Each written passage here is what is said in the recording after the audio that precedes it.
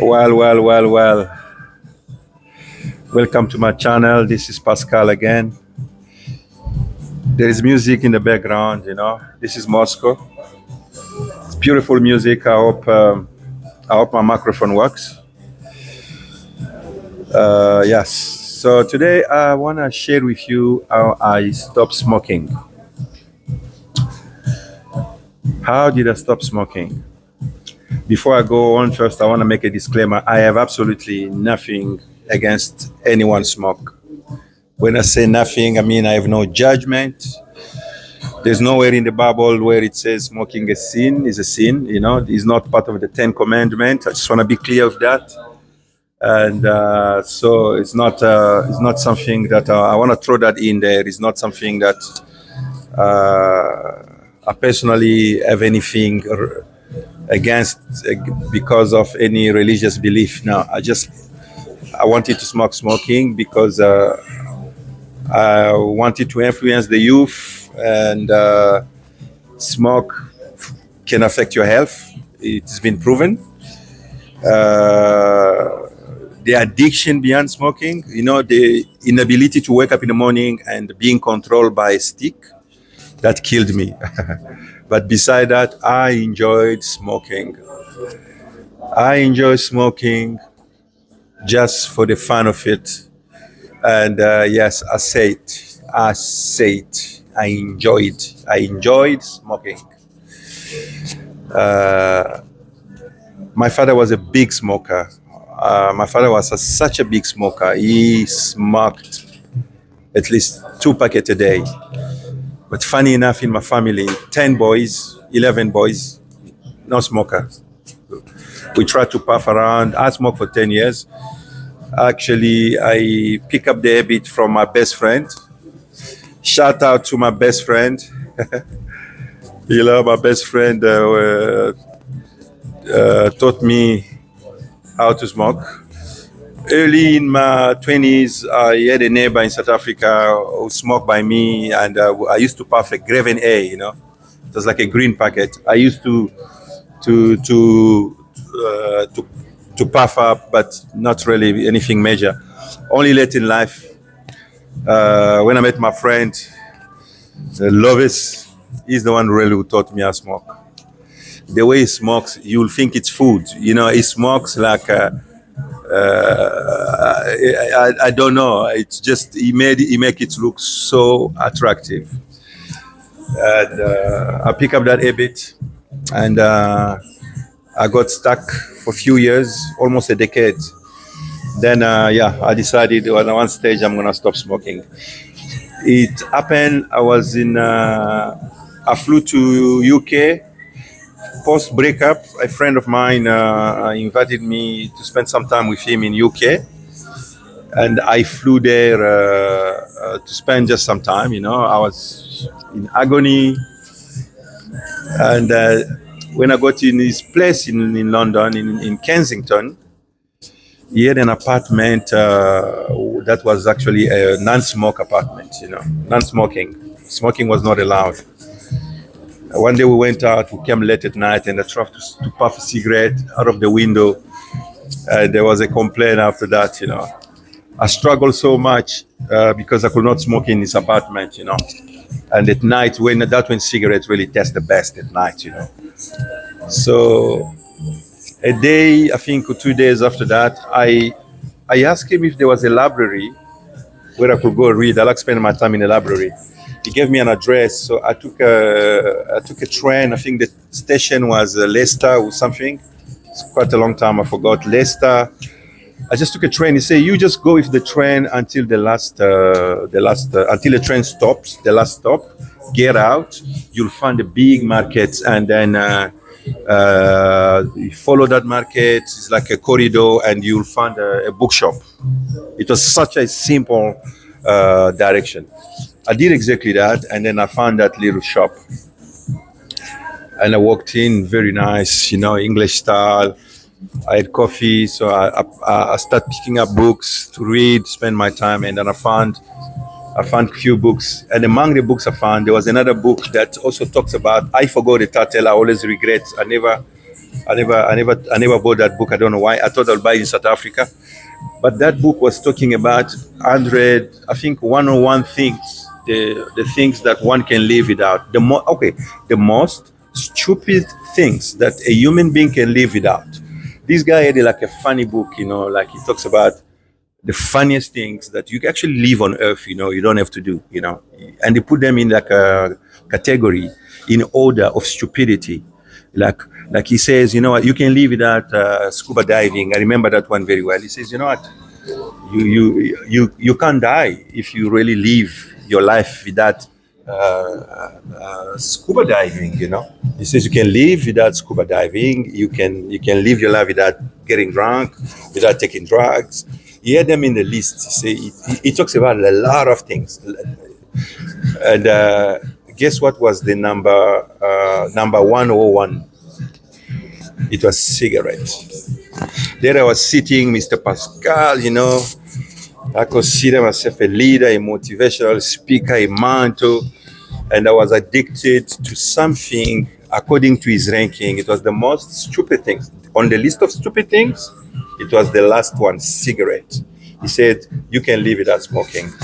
I was very angry. That there and there I decided I'm going to quit smoking. I flew back to Johannesburg. I tried to stop smoking. It was too strong.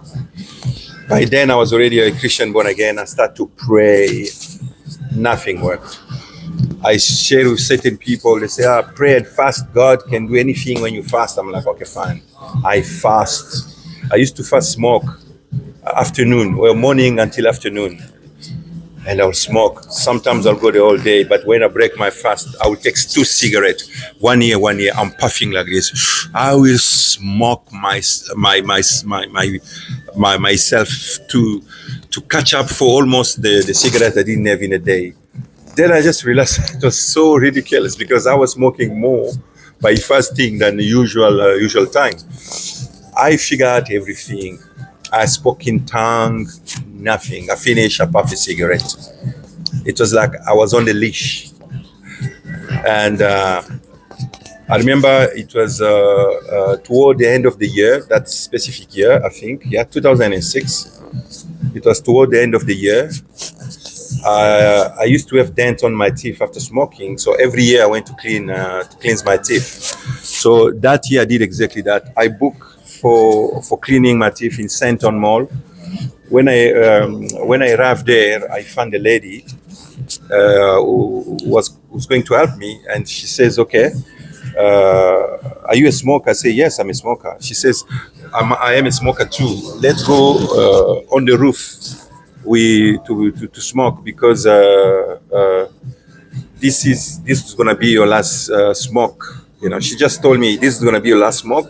I say, why? She says, because after we put your polish and all this stuff, you have to go at least 3 days without coffee and no smoke. Try to ask the smoker something like that. 3 days, no coffee, no smoke. Try that with a smoker, someone who's actually a serious smoker.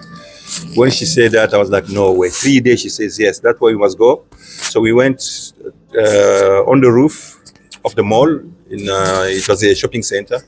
We were chatting. She lit a cigarette. She gave me one. We smoked. I smoked. We smoked few. We killed it, and we went down. Then I realized she's actually the nurse. She was preparing me now for the doctor to come. When the doctor came, I had these things they put around your teeth and whatever. So he cleaned the dents and they put all the polish they do, and he say, okay, you must not smoke for 3 days, and otherwise, if you do, you're gonna waste your thousands of rand that you've paid for this. I went home. The first day, it was the hardest. It was so bad that I poured some whiskey on the glass, and I put a straw. I'm not teaching anybody anything here. Okay, I hope so. Just to swallow some, because I could not take coffee. I could not take anything that could change the color. And my mind was spinning. I was just feeling edgy. I was irritated. And I was staying with my mom that time, She came to visit me. I was just going through a time, 2006. It is in my past video. And the night went on. The next day, My God. I got up in the morning, you know, you're a smoker, you know, you have your coffee, you want to have your coffee, you smoke. And as I was thinking to do that, I realized I can't smoke. I put up some coffee. I tried to sip it the same way. I went through one day. The third day, I got up in the morning. It was the hardest day, but it was getting better and better. I did my style for whiskey again just to calm my nerves. I did that. It worked. And then now the day after, the following day, I was supposed to smoke. Got up in the morning, put some worship music, start worshiping, singing. I was in the best mood. I pray after that, speak in tongue. You know, Christian, we need to speak in tongue when we are so happy sometimes. Finished all that, had a shower, put my coffee, went outside on the balcony. I was about to light a cigarette, and then I heard the Lord says, son, all this worship you did today, it was not for me. I said, what do you mean? He says, no, that was for you. You were so happy to smoke that you sang like I've never seen you before. You pray like I've never seen you before. You spoke in tongue, you spin, you scream hallelujah. All that was because you knew today you would smoke. But you just spent 3 days without smoking. You managed to spend 3 days because a dentist told you not to smoke. Then the Lord says something that was the killer. Now he says, from today, why don't you go to your dentist for any time, for advices, anytime you need advices? Why don't you go ask your dentist to give you advices, because it seems to work. Because my word doesn't work for you. But your dentist told you after 10 years of smoking every day to keep 3 days away from smoking, and you heard what she said. You obeyed. But my word, your prayer toward me, all that you did the first didn't work. When I heard that, it was almost like I received a punch in my gut. You know, it was like a knife in my gut. Hearing God to tell me I must rely on my dentist because I seem to accept a advice rather than God himself. It was the greatest, like an insult to God. I was so offended. My gut I was feeling sick. I never lighted that cigarette. I got so angry. I sipped some coffee because I was already drinking my coffee. I tell you, this part is disgusting, but you need to know what happened. My stomach was running. I started feeling cramps because that's how sick I got when I heard God talk to me. Go to your dentist for further advice of your life. I got so sick. I started feeling cramp in my stomach. I rushed to the toilet. Instant diarrhea. Did my things. When I finish, I'm so angry about cigarette. Before I flushed the toilet, I went to take the packet of cigarette. I took the cigarette that were remaining in the packet. I crushed it like this. I threw it in the toilet, on top of, just protect your imagination. And I said, if I ever touch you again, it's almost like I took my own stuff and put it in my mouth. I flushed the toilet. I said, I will never touch you again because this is the last picture I have of you. You are on top of my mess. Today I'm close to 20 years, almost. 18 years, never smoked. Never smoked a cigarette. And it's not even like, oh, I'm so Christian, I don't smoke. No, it's not even that. It's just that I don't smoke. I find no desire. I'm delivered from that. And I will advise anybody want to stop smoking to seek God for your own advice. But mind that's how it happened. From a dentist to the bathroom to crushing the cigarette on top of the toilet, flashing it, never touch until today. I hope this helped somebody. And that's my story. I'm glad I shared that with you. Shout out to my friend. And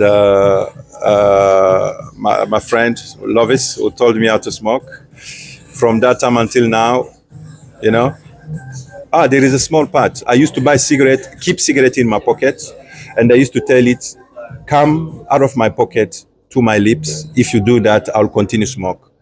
But if you do not, I will never, never. I refuse that you, a stick, control a big man that I am, a businessman. I used to talk to the cigarette. I say, you come. I put it here on my pocket. I say, you come on my lip on your own. I was just trying to tell the cigarette that he had no authority over me. I say, if you manage to come on my lips, you really come on my lips, I will smoke for the rest of my life. It's never worked. I've never seen a cigarette leaving my pocket and come on my lips. Never once. So I said, you know what?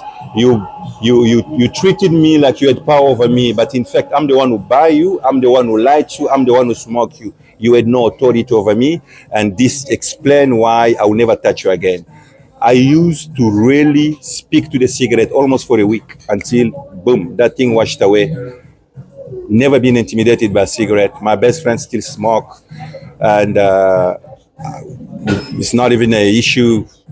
I have no judgment against no smoker, but for me, that is what happened, and I managed to beat that addiction, and I thank God for that. I thank God did it on purpose to send me to the dentist, to really hear something from someone and take it from there. So all those fast and pray, they worked. God bless you.